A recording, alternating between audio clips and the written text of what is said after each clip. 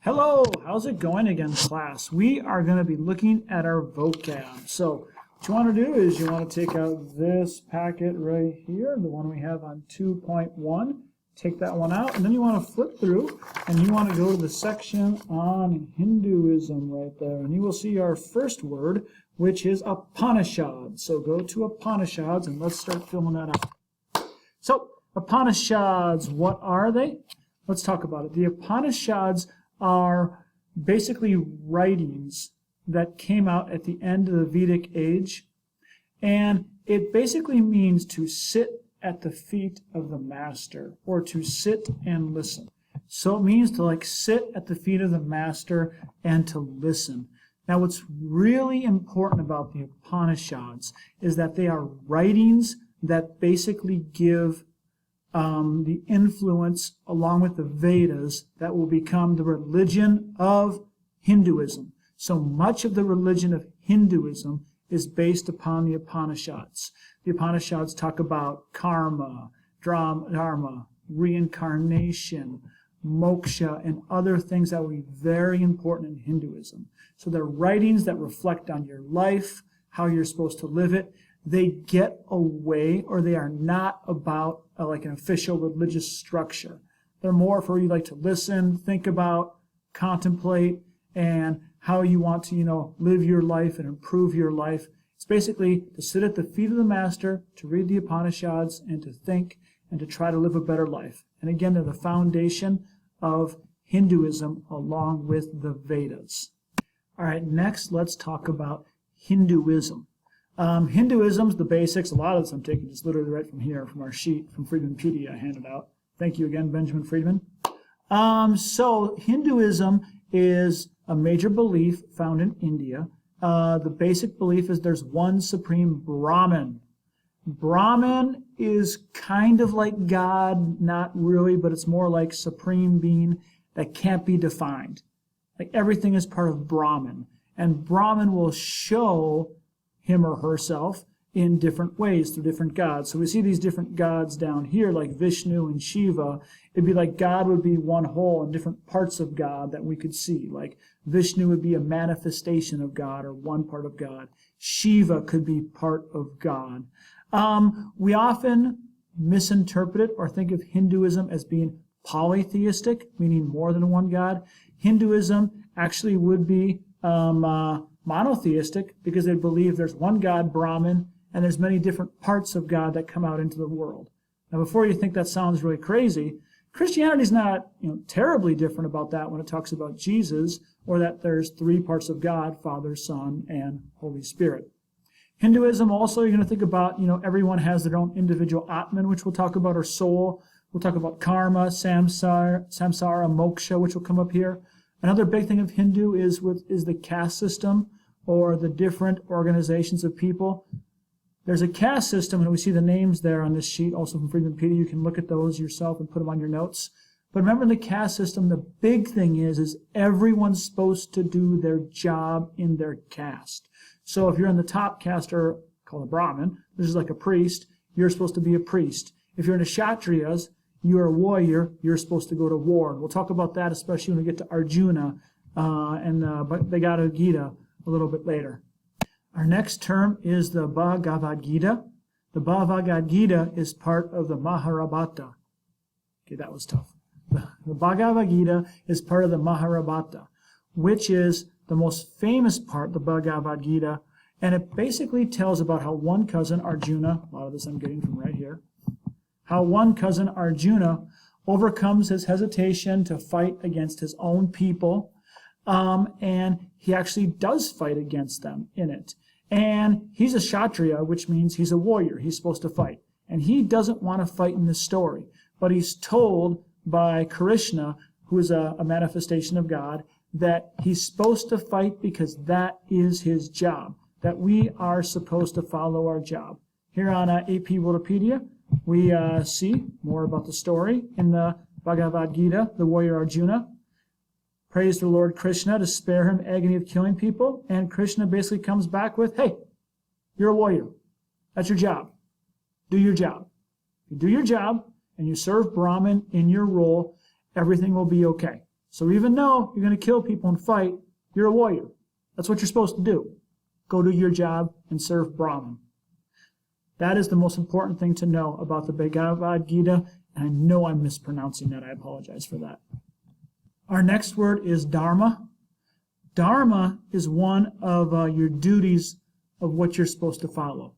So I just mentioned Arjuna in the Bhagavad Gita.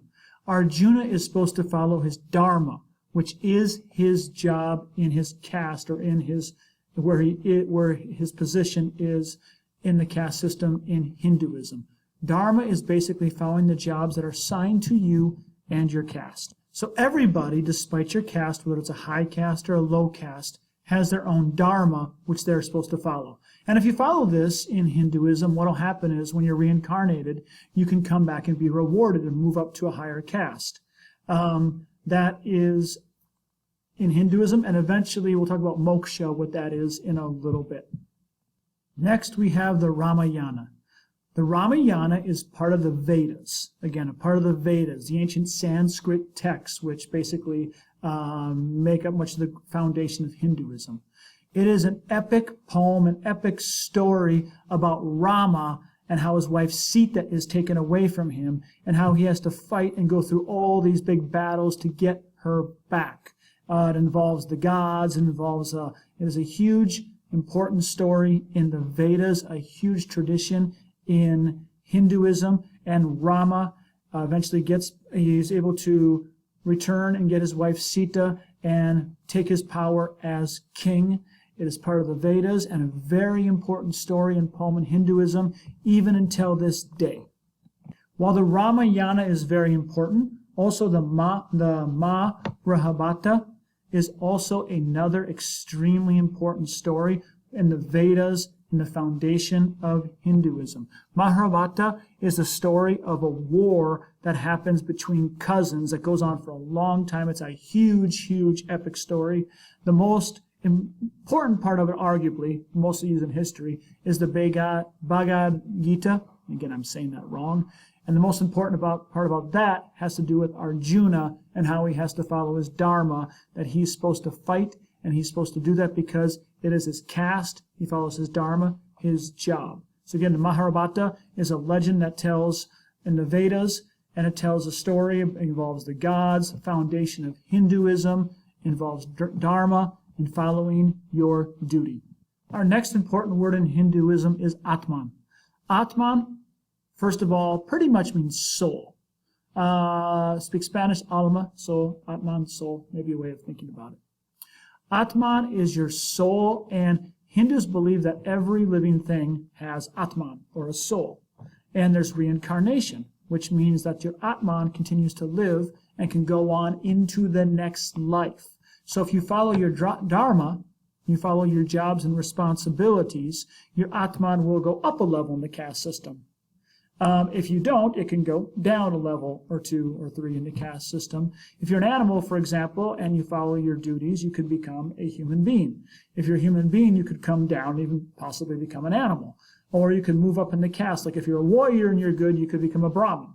If you're a Brahmin and you're not good, you can go down to a warrior, possibly even down to like the untouchable level.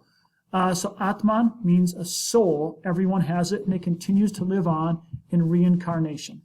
Let's now look at Brahman. Now, if we look at Brahman again, that basically is like the supreme being or God, basically. Basically God. Doesn't quite translate that way, but it's basically God. And the idea is that Brahman is all-powerful. Everything is part of Brahman, every single thing. And that Brahman can show him or herself in different ways. Through other gods that can come down to earth. Brahman in Hinduism has come down many times to earth in many different forms to speak to people in many different ways.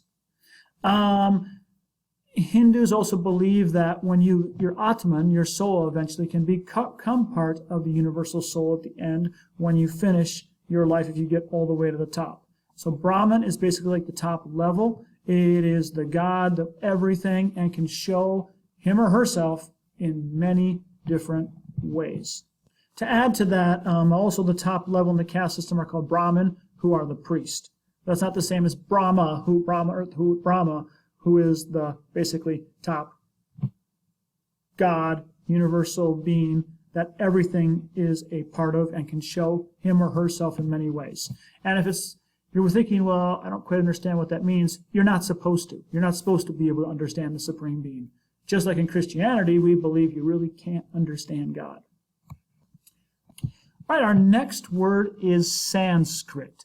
Sanskrit was the ancient language that was used to write the Vedas, used to write the Upanishads, the Ramayana, Mahabharata, which was the basis of Hinduism. So the ancient Hindu writings are in Sanskrit, which is one of the first early forms of writing. All right, guys, so our next word is reincarnation. Reincarnation is basically the belief that your Atman, or soul, continues to live on after you die, and it comes back in a new form. So if you're a human, you could move up the caste system or down the caste system, depending on how you lived. And so your Atman, your soul, gets reborn into another body, and that is called reincarnation. Let's take a look at that with this episode of The Simpsons. You got me, but I shall be reincarnated. You can't kill a Hindu! All right, that's good. Our next word is karma. Karma is basically the idea that there are, cause and effect. If you do something bad is going to happen to you. But it affects your Atman. So all your actions you do stay with you in your Atman, or your soul. And then you take those to your next life. So if you do a lot of really good actions, your karma will catch up with you. You follow your dharma, you follow that, you get good karma, and then that can go with you your next life, and your Atman can move up a level. So karma is the idea that, if you do something bad will happen. In Hinduism, that basically it affects you in your next life. It can big time affect you in your next life, in your way of moving up. So if you show good karma, you do good things to other people, and you follow your dharma, which is your job, what you're supposed to do, your Atman, your soul, can start moving up.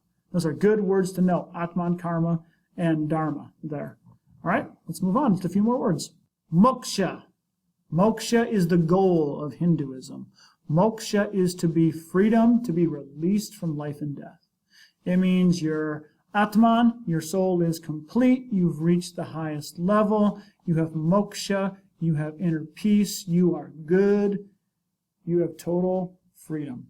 You are done with your cycle of reincarnation. You followed your dharma. You're good. Moksha is the ultimate freedom in Hinduism. It is the ultimate goal. And it could take a long time to get there, especially if you're like an untouchable. You have to work your way up the caste system. How many levels at a time? We don't know. It depends how good you are, how much karma you get. And then moksha means you are free, totally free. You will feel something like moksha after you take your AP exam. The Vedas. The Vedas are basically the original texts that will form the basis of Hinduism. So the Vedas, taken with the Upanishads, mix them together, and basically you get the beliefs of Hinduism. So the Vedas were written in Sanskrit. They've existed for thousands of years. Some of the oldest, if not the oldest, one of the oldest religious texts that are out there. It is basically the basis of Hinduism, and as we'll see, Buddhism as well, but that'll be for another time. All right, those are our 13 words. You may get these down and make sure we ace that test. So I will see you guys later.